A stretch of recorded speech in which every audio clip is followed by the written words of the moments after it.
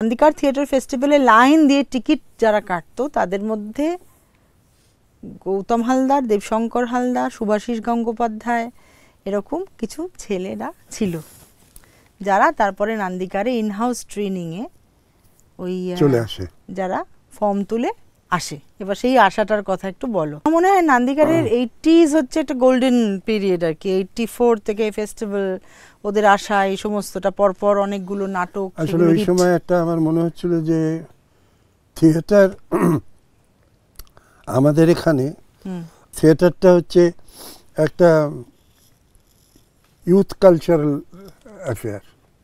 একটা সময় যে নান্দিকারও আস্তে আস্তে যারা বয়স্ক আমরা তারাই থেকে যাচ্ছি, নতুনগুলো সবাই আস্তে আস্তে বড় হয়ে যাচ্ছে। তখন একটা ট্রেনিং ক্লাসেস, তখন আমার মনে হলো যে এই ইউথ অ্যাফেয়ার্স, ইউথদের আনতে হবে থিয়েটারের মধ্যে, এবং সেটার বেস্ট। এবং এইটা একটা মনে হলো। আর দ্বিতীয় হচ্ছে আমরা থিয়েটারের কোনো ফর্মাল ট্রেনিং পাইনি, নিজেরাই যা ট্রেনিং দেখে শিখে শুনে নিজেদের অধ্যাবসায় থেকে হয়েছে। নিজেরাই পড়াশুনো করেছি, নিজেরাই দেখেছি, নিজেরাই চর্চা করেছি। কিন্তু পরবর্তীকালে ওই এনএসডি টেনএসডি হওয়ার ফলে একটা কোথাও বোঝা গেল যে থিয়েটারে আফটার অল শুধুমাত্র একটা ভলান্টারি আইডিয়ালিজমের দ্বারা চলবে না, একটা কোথাও ফর্মাল ট্রেনিং এর দরকার।